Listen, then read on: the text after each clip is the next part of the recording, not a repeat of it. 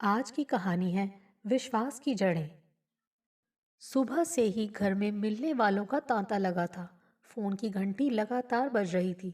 Landline number और mobile attend करने के लिए भी एक चपरासी को काम पर लगाया गया था। वही फोन पर सबको जवाब दे रहा था कि साहब अभी बिजी हैं, जैसे ही फ्री होते हैं उनसे बात करा दी जाएगी। फिर वह सबके नंबर और नाम नोट करते जा रहा था। कोई बहुत जिद करता कि बात करनी ही है तो वह साहब की ओर देखता, जो इशारे से मना कर देते। आखिर वे इतने लोगों से घिरे थे कि उनके लिए उनके बीच से आकर बात करना बेहद मुश्किल था। लोग उन्हें इस तरह घेरे बैठे और खड़े थे, मानो वे किसी जंग की तैयारी में जुटे हों। सांत्वना को संवेदनशीलता के वाक्यों में पिरोकर हर कोई इस तरह उनके सामने अपनी बात इस तरह रखने को उत्सुक था, मानो वे ही उनके सबसे बड़े हितैषी हों। बहुत दुख हुआ सुनकर, बहुत बुरा हुआ इनके साथ। सर, आपको तो हम बरसों से जानते हैं, आप ऐसे हैं ही नहीं। आप जैसा ईमानदार और सज्जन पुरुष ऐसी नीच हरकत कर ही नहीं सकता है। फंसाया है उसने आपको, और नहीं तो क्या। रमन, उमेश सर को कौन नहीं जानता। ऐसे डिपार्टमेंट में होने के बावजूद जहां बिना रिश्वत लिए एक कागज तक आगे नहीं सरकता, इन्होंने कभी रिश्वत नहीं ली। भ्रष्टाचार से कोसों दूर हैं, और ऐसी गिरी हुई हरकत तो ये कर ही नहीं सकते। सर, आप चिंता न करें, हम आप पर कोई आंच नहीं आने देंगे। एमसीडी इतना बड़ा महकमा है, कोई ना कोई विवाद या आक्षेप तो यहाँ लगता ही रहता है। आप इस बात को दिल पर ना लीजिएगा सर। सीमा को कौन नहीं जानता कि वह किस टाइप की महिला है। कुछ लोगों ने चुटकी ली। भीड़ बढ़ने के साथ साथ लोगों की सहानुभूति धीरे धीरे फुसफुसाहटों में तब्दील होने लगी थी। सहानुभूति व साथ देने का दावा करने वालों के चेहरे पर बिखरी अलग ही तरह की खुशी भी दिखाई दे रही थी। कुटिलता उनकी आंखों से साफ झलक रही थी, मानो कह रही हो, बहुत बोलता था हमें कि हम रिश्वत लेते हैं। तू तो उससे भी बड़े इल्जाम में फंस गया। सस्पेंड होने के बाद क्या इज्जत रह जाती है, उस पर केस चलेगा वो अलग। फिर अगर दोष साबित हो गया तो बेचारा गया काम से, न घर का रहेगा न बाहर का। रमन जी की पत्नी राधा सुबह से अपने कमरे से बाहर नहीं निकली थी, जब से उन्हें अपने पति के सस्पेंड होने और उन पर लगे इल्जाम के बारे में पता चला था। उनका रो रो कर बुरा हाल था। रमन ऐसा कर सकते हैं, उन्हें विश्वास तो नहीं हो रहा था, पर जो सच सबके सामने था उसे नजरअंदाज करना भी उनके लिए मुश्किल था। एमसीडी में इतने बड़े अफसर, उनके पति रमन, ऐसी नीच हरकत कर सकते हैं, ये सोचकर ही वे काम चाहती। दोपहर तक घर पर आए लोग धीरे धीरे रमन जी से हाथ मिलाकर खिसक लिए। संडे का दिन था, इसीलिए सब घर पर मिलने चले आए थे, वरना बेकार ही लीव लेनी पड़ती या ना आने पाने का बहाना बनाना पड़ता। बहुत से लोग मन ही मन इस बात से खुश थे। उनके विरोधी, जो सदा उनकी ईमानदारी से जलते थे, वे भी उनका साथ देने का वादा कर वहां से खिसक लिए। थके, परेशान और बेइज्जती के एहसास से घिरे रमन पर तो जैसे विपदा आ गई थी। उनकी बरसों की मेहनत इस तरह पानी में बह जाएगी, शर्म से उनका सिर झुका जा रहा था। बिना कोई गलती किए इतना अपमान सहना, फिर घर परिवार, दोस्त, नाते रिश्तेदारों के सवालों के जवाब देने। वे लड़खड़ाते कदमों से बेडरूम में गए।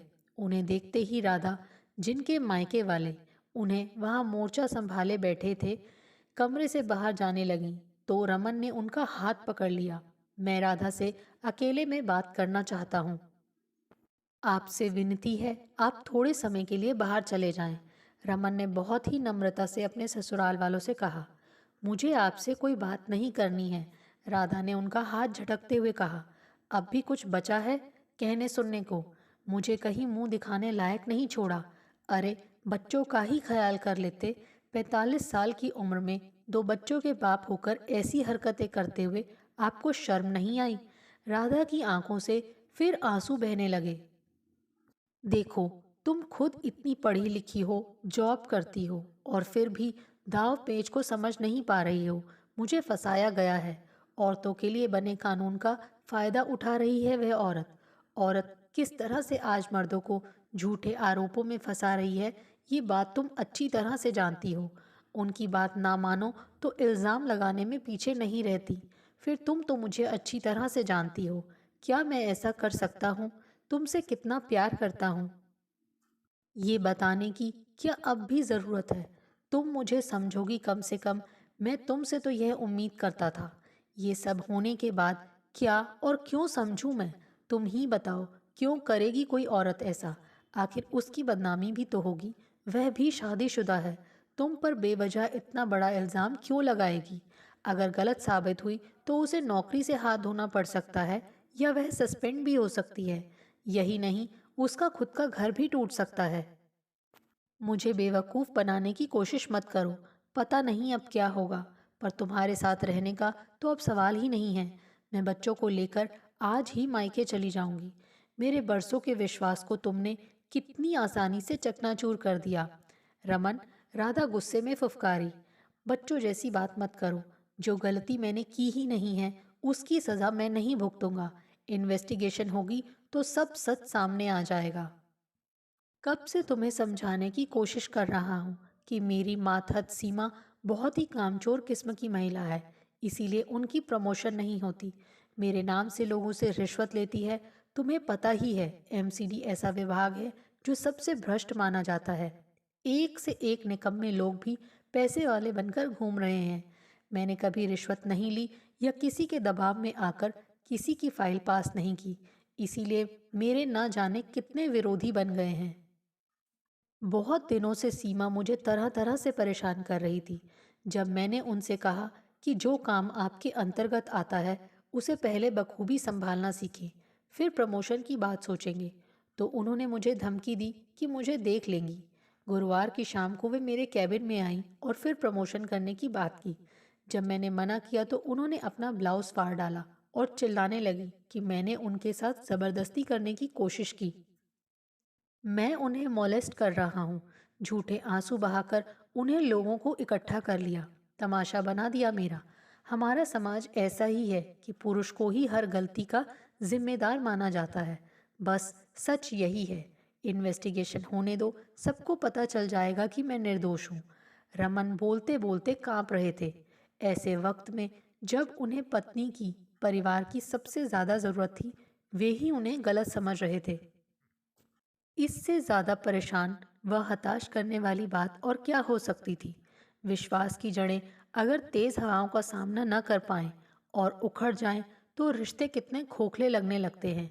कहाँ कमी रह गई उनसे? राधा और बच्चों के लिए हमेशा समर्पित रहे वे तो। क्यों कहानी बना रहे हो? इतने बड़े अफसर होकर एक औरत को ही बदनाम करने लगे। तुम्हें बदनाम करके उसे क्या मिलेगा? उसकी भी जग हंसाई होगी। मुझे विश्वास नहीं होता। इससे पहले क्या उसने ऐसी हरकत किसी के साथ की है? राधा तो रमन की बात सुनने को ही तैयार नहीं थी। बेशक ना की हो, पर उनके चाल चलन पर हर कोई उंगली उठाता है। कपड़े देखे हैं कैसे पहनती हैं? पल्लू हमेशा सरकता रहता है। लगता है जैसे मर्दों को लुभाने में लगी हुई हैं। हद करते हो रमन, ऐसी सोच रखते हो एक औरत के बारे में। छी! राधा आगे कुछ कहती, तभी कमरे में रमन के ससुराल वाले आ गए। क्या सोच रही है राधा? अब भी इस आदमी के साथ रहना चाहती है? हर तरफ थू थू हो रही है। बच्चों पर इसका कितना बुरा असर पड़ेगा। स्कूल जाएंगे तो दूसरे बच्चे कितना मजाक उड़ाएंगे। चल, हमारे साथ चल। राधा के भाई ने गुस्से से कहा। और क्या, तू चिंता मत कर, हम तेरे साथ हैं। फिर तू खुद कमाती है। राधा की माँ ने अपने दामाद की ओर घृणित नजरों से देखते हुए कहा, मानो उनका जुर्म जैसे साबित ही हो गया हो। आज तक जो ससुराल वाले उनका गुणगान करते नहीं थकते थे, वे ही आज उनका तिरस्कार कर रहे थे। कौन कहता है औरत अबला है? समाज उसी का साथ देता है। उन्हें पुरुष की विडंबना पर अफसोस हुआ। बिना दोषी हुए भी पुरुष को कटघरे में खड़े होने को मजबूर होना पड़ता है। पापा जी, आप ही समझाइए ना इन्हें। रमन जी ने बड़ी आशा भरी नजरों से अपने ससुर को देखते हुए कहा। वे जानते थे कि वे बहुत ही सुलझे हुए इंसान हैं और जल्दबाजी में कोई निर्णय नहीं लेते हैं। हाँ बेटा, रमन की बात को समझो तो। इतने बरसों का साथ है, ऐसे अविश्वास करने से जिंदगी नहीं चलती। तुम्हें अपने पति पर भरोसा होना चाहिए। अपनी बेटी का साथ देने के बजाय आप इस आदमी का साथ दे रहे हैं जो दूसरी औरतों के साथ बदसलूकी करता है, उनकी इज्जत पर हाथ डालता है, पता नहीं और क्या क्या करता हो, और हमारी बेटी को न जाने कब से धोखा दे रहा हो। सादगी की आड़ में न जाने कितनी औरतों से संबंध बना चुका हो। अपनी सास की बात सुनकर रमन हैरान रह गए। मुझे आपसे ऐसी उम्मीद नहीं थी माँ। मुसीबत के वक्त अपने ही साथ देते हैं, और जब राधा मुझ पर विश्वास ही नहीं करना चाहती तो मैं क्या कह सकता हूँ। इतने लंबे वैवाहिक जीवन में भी अगर पति पत्नी के बीच विश्वास की दीवारें पुख्ता ना हो तो फिर साथ रहना ही बेमानी है। अब मैं तुम्हें नहीं रोकूंगा, तुम मेरी तरफ से आज़ाद हो, पर ये घर हमेशा से तुम्हारा था और तुम्हारा ही रहेगा। रमन की बात सुन पल भर को राधा को लगा कि शायद वही गलत है। सच में रमन जैसे प्यारे पति और स्नेहमयी पिता में किसी दूसरे की बात सुनकर दोष देखना क्या उचित होगा। 18 साल की शादीशुदा जिंदगी में कभी रमन ने उसका दिल नहीं दुखाया था, कभी भी किसी बात की कमी नहीं होने दी थी। तो फिर क्यों आज उसका विश्वास डगमगा रहा है। वे कुछ कहना ही चाहती थी कि माँ ने उनका हाथ पकड़ा और घसीटते हुए बाहर ले गई। बच्चे हैरान और सहमे से खड़े सबकी बातें सुन रहे थे। माँ, पापा की बात तो सुनो। उनकी 18 वर्ष की बेटी साक्षी की बात पूरी होने से पहले ही काट दी गई। तू इन सब बातों से दूर रह, अभी बच्ची है। नानी की फटकार सुन वह चुप हो गई। माँ का पापा पर विश्वास ना करना उसे अखर रहा था। उसने अपने भाई को देखा जो बुरी तरह से घबराया हुआ था। साक्षी ने उसे सीने से लगा लिया और फिर दूसरे कमरे में ले गई। बड़े भी कितने अजीब होते हैं, अपनों से ज्यादा परायों की बात पर भरोसा करते हैं। हो सकता है, नहीं उसे पक्का यकीन है कि उसके पापा को फंसाया गया है। राधा और बच्चों के जाने के बाद रमन को घर काटने लगा था। इन्वेस्टिगेशन के दौरान सीमा बिना झिझके कहती कि रमन ने पहले भी उनके साथ जबरदस्ती करने की कोशिश की थी। यहाँ तक कि उनके सामने सेक्स संबंध बनाने का प्रस्ताव भी रखा था। बहसों, दलीलों और रमन की ईमानदारी भी इसीलिए उन्हें सच्चा साबित नहीं कर पा रही थी, क्योंकि कानून औरत का साथ देता है, खासकर तब जब बात उसके साथ छेड़छाड़ करने की हो। रमन टूट रहे थे, परिवार का भी साथ नहीं था, दोस्तों और रिश्तेदारों ने भी किनारा कर लिया था। उस दिन शाम को रमन अकेले निराश से घर में अंधेरे में गुम से बैठे थे। रोशनी उनकी आंखों को अब चुभने लगी थी, इसीलिए अंधेरे में ही बैठे रहते।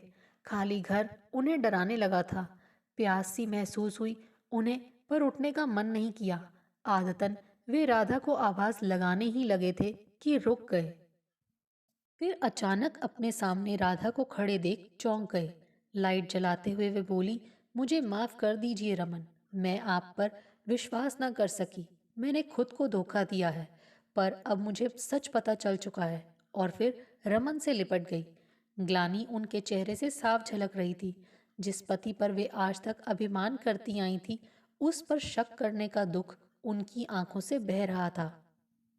पर अभी तो इन्वेस्टिगेशन पूरी भी नहीं हुई है। फिर रमन हैरान थे, पर राधा को देख उन्हें लगा था मानो आसमान पर बादलों का जो झुंड इतने दिनों से मंडरा रहा था और हर ओर कालिमा बिखेर रहा था, वह यकायक हट गया है। रोशनी अब उनकी आंखों को चुभ नहीं रही थी। सीमा के पति मुझसे मिलने आए थे। उन्होंने ही मुझे बताया कि सीमा के खिलाफ वह सार्वजनिक रूप से या इन्वेस्टिगेशन अफसर को तो बयान नहीं दे सकते, क्योंकि इससे उनका घर टूट जाएगा, और चूंकि वे बीमार रहते हैं इसीलिए पूरी तरह से पत्नी पर ही निर्भर हैं। लेकिन वे माफ़ी मांग रहे थे कि उनकी पत्नी की वजह से हमें एक दूसरे से अलग होना पड़ा और आपको इतनी बदनामी सहनी पड़ी। वह बोले कि सीमा बहुत महत्वाकांक्षी है और जानती है कि मैं लाचार हूँ, इसीलिए वह किसी भी हद तक जा सकती है। उसे पैसे की भूख है, वह बिना मेहनत के तरक्की की सीढ़ियाँ चढ़ना चाहती है। वह रमन जी से इसी बात से नाराज थी कि वे उसकी प्रमोशन नहीं करते और साथ ही उसके रिश्वत लेने के खिलाफ रहते थे। रमन सर ने शायद उसे वार्निंग भी दी थी कि वे उसके खिलाफ एक्शन लेंगे, इसीलिए उसने ये सब खेल खेला। मैं उसकी तरफ से आपसे माफ़ी मांगता हूँ और रिक्वेस्ट करता हूँ कि आप रमन सर के पास लौट जाएं। मुझे भी माफ़ कर दीजिए रमन, हम साथ मिलकर इस मुसीबत से बाहर निकलने का रास्ता ढूंढ लेंगे। मैं यकीन दिलाती हूँ कि अब कभी अपने बीच की विश्वास की जड़ों को उखड़ने नहीं दूंगी। दोस्तों, आपको हमारी ये कहानी कैसे लगी? प्लीज़ कमेंट्स करके बताइए। Thanks for watching this video.